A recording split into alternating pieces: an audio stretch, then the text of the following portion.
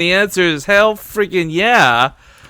Now, unfortunately, their names on the overlay don't really sync up with who they are, and they don't want to add text for just a best of one, so if we follow one of these guys or we catch them later on the brackets, keep in mind right now the names that they have displayed are...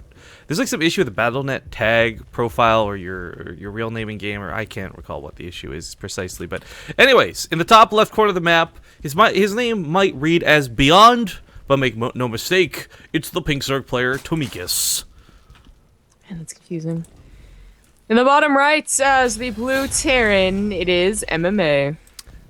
Then that's got to mean something out, right? Like, I just can't imagine MMA doesn't have the humor to be like, oh, I'm going to be really edgy, and then myself something that kind of looks like ISIS, but it's not. Yeah, Like, I 100% doubt that. Yeah, so I'm really curious what he actually means for this this name to intend. But MMA is someone we've actually seen stream, not just a little bit, but a lot. He did like 3 days of like 8-hour plus streams, and I sadly missed almost all of them on account of the fact that we were streaming as well during many of those times. But the few little clips I got to cast like an hour before or an hour after cast were him dropping tanks, him going ham with cyclones, him using Legacy of the Void units, and not just tryharding with like Marine Marauder. Yeah, for the most part, that is correct. That's what I really liked about his stream, is that he was mixing really great play. Mixing really great play, because he is a great player, with some of the new units and some of the new styles. Yeah, the new, well, you say new styles, but there's like so many things. It's more like nobody's figured out any style, but it's still an accurate statement. Like, there's so much new about the game that's cool and interesting.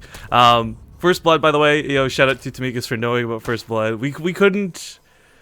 Legacy of the Void Beta is very limited, and we can't import any of our map mods or transfer them over or anything like that, so that's why you guys don't see the really awesome Game Heart stuff going on for these Legacy of the Void tournaments. But again, it's beta, it's new, and I'm sure maybe eventually at some point, some build will get everything caught up. Ryan Shooter has actually been very diligent about trying to keep us up to date with UIs and overlays and stuff too, so we've got some Guardian Angels making sure that the experience is as good for you guys as it possibly can be. So that was quite annoying from Tomikas. That was, it's a gas extractor trick on the natural, just means that they're going to be able to cancel it and continue hitting those SCVs. So it did force MMA to keep his Reaper back. I think he got a second one, though. No, it went for a Marine instead. And I'm actually surprised it's not chasing the Overlord off. Oh, there he is. Yeah, he's, I guess, up here looking for that Overlord instead. As far as this game goes, though, one of the big things is you can get Ravagers out by like 3.5 minutes. There's like these silly, really abusive rushes going on right now, and it is best of one against one of the best Terran players in the world. I mean, for God's sakes, MMA finished second in BlizzCon, right? So, that being said, there's still really cheesy things, really ridiculous, gross builds, and again, like 3.5 minutes, 4 minutes Ravager rush is just abusable. Sure. It's not too bad anymore, I would say. Like, if you scout it, and most people are scouting with whatever they have, probe, SCV, Reaper, adept, whatever it is, then, Does he save that SCV for reals? Yeah, no. No. All that work for nothing. Andy lets him in to scout the base. We do have the Banshee on the way, it looks like, and Tomikas did scout that, so he's gonna be prepared for it. Get some couple of Spore Crawlers. Now, I guess we're gonna have a 2-base of some sorts. There's the Roach Warren. Now, where's the 3rd base, though? I mean, eventually you need to get up to mutas most of the time as a Zerg player. Maybe not DBZ, whatever there, but, with Disruptor drops, and tank drops are so viable. Yeah, I really want to see MMA use some tank drops versus Zerg, if we're going to be completely honest. Yeah, in fact, he's not even getting Banshees right now. He got a medevac, despite, like, swapping the starport over. Now, there are a ton of Queens here for Tomikas, so damage here should have been minimalized. 2 Queens should have been in position on the ramp to stop the Hellies from going down. There we go. One fat ass does block the rest, but MMA got in there. He got about 6 kills. Got a good scout. It's unfortunate he's not going to get much more than that, but nice run by nonetheless. Yeah. And there is the, actually that's just the Hellions. Again, they're going towards the main base, picked up by the medevac. He might be able to get some more kills because they are low. A little bit sad, though. You see those drones stack up. It's like a Terran player's like wet dream right there, but awkward is as awkward does. Realized the Roaches are out and didn't want to put 2 more Hellions into the fray. Or grabs all 4. Take that back. I was just going to turn around and go home. And the Banshee follow-up is going to delay Stim quite a bit, but it's going to be very helpful against the Roaches should they decide to counter-push into taking too much drone damage, which might just happen here. Well, even if they do, the Banshee is on the way, so as long as it doesn't get mistimed or placed a little bit weird as far as map positioning, I think he'll be okay. He is going to rack up those drone kills, though. Goes from 4 to 18, 19 very quickly. That second attack, definitely worth it. Alright, so it didn't delay Stim, he just goes from mech, it's cool. Ooh. It's certainly the one that got buffed, technically, you know, it has the tank drops and it has like, the Cyclone. Alright. That is an interesting point, because, you know, there's a Apollo's Fight Night not too long ago. Oh, big shout out to Blue Finks. Thank you for subbing to the channel. Apollo's Fight Night, though, a couple nights ago, for those who didn't catch it, first off, what were you doing? You should have been watching that. It was hilarious and really fun. But I think it was like QXC brought up the point of saying, like, Cyclones are pretty good at dealing with Mutalisks. And I think at the back of everyone's mind, whether you're playing Mech or Bio, there's still the problem where until they introduce that new Terran unit, that new Sky Terran unit, you still have a little bit of trouble dealing with the mutas. So Cyclones are a good way to help deal with that. Thor's come out too. It's a unit that is very versatile right now. I just do not look forward to this new unit. I know we've talked about this before so many times, but I just got that image of a gyrocopter from Warcraft 3 in my head, and I'm just so stoked I can't not be excited for it. I just don't want a starport unit that helps deal with like air. Like air MMA. for Terran was never really that big of a deal. MMA, yeah, I please. might fix this. Gosh, embarrassing. Do you play GSL, bro?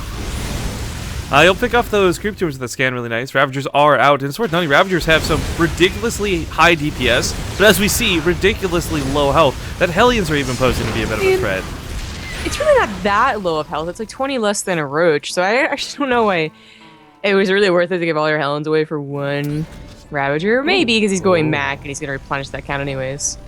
Well, MMA doesn't have detection here at the front. Depots are down. For those who are unaware, Roaches come pre-built with tunneling claws now. They're slow until Galil Reconstitution kicks in, and then they move like they're crazy fast, afterburners on and all that. But 3 Roaches are enough to kill workers pretty easily. MMA does have some production, but it's mech, so it's slower production. You're not exactly going to have 18 Marines popping anytime soon to deal with these Roaches, and if you do, you're going to have to scan for them just a little bit, as Burrow will break lock-on from Cyclones. This kind of should be expected at this point of heal when you see that Roaches are out and, you know, of course, Ravagers. That's Tunneling Claws has got to come out too. 100 on 100, you know, for a very useful upgrade that now automatically gives you Tunneling Claws. Like, that is so worth it at any point in the game. I think there's that combined with the fact that it's really good. It's, you know, you burrow a drone, you burrow a Zergling. There's just so much more utility that comes from it that already barely made it, like, okay, it's kind of worth it. And then you add those Tunneling Claws built in, and yeah, it's like the best freaking upgrade of all time for Tier 1. Now it looks like Banshees were busy on the other side of the map. 2 of them do still live. No cloak on these, and MMA's still investing in more. Yeah, I don't think there's any reason to lose those. Bringing those back home could have actually been really beneficial, but Lock-On takes out another of the Roaches. It's worth noting, Lock-On's got some really abusive, cool capabilities to it. One is the fact that it doesn't break line of sight unless you can break detection in some form. So if you lock on that Roach, it's going to die. Secondly, well, unless it burrows like that. Secondly, Lock-On's damage actually increases with upgrades. So it could get up to, I think, what did we see? 720 damage or something like that. Yeah, but we're pretty sure that's going to be a... I almost hope it is, but at the same time, we were guessing, like, does that still pierce armor because it's a spell effect? And someone was saying, actually, no, it doesn't. So that might not get tweaked to still be useful against Ultras. I mean, the Cyclone needs to be tweaked about a million different ways to balance it out. It's a pretty powerful unit as is. It's a new model. A lot of the new units need a new model. I know, the Ravagers look so dumpy. Look at those butts. They got cat buttholes. Ugh. What the hell? Like, you know when you're staring at your cat and you're like, oh god, why's your tail up? Stop it. Like, that's the Ravager's butt, man. Weird. But okay, Miss, I also own like 9 cats. You've never noticed that? Like, never taken one instance where I accidentally saw my cat's butt right in my face because she chose to sit down on it? I'm just saying, like, they have like a tail. Oh god. Like, This is so abusive. it's like a spike. Oh, I guess that is a spike. I just saw the circle. Watching him waddle around now, I can see that, yeah. Cyclone lock-on skills is being abused like crazy. He does have it on the autocast, as it would appear. He's targeting Overseers and Overlords and whatnot. But, I mean, trading out these very expensive Cyclone units for Roaches, not a super great trade. If you can get those Ravagers, though, that's a little bit better. Pretty expensive to make a Ravager. Some Banshees are going to kill that 4th base. And, I mean, okay, the Cyclones are not going down very easily, but as we see, they will go down eventually. This is just so abusive, you know? Like, the units can't keep up. And they've whittled down so much that Hellion's now come in, they dodge the Ravager shots, and they're gonna actually maybe kill the army. Maybe not enough left over to do anything else as reinforcements trickle in, but actually the Cyclones are still alive, so not.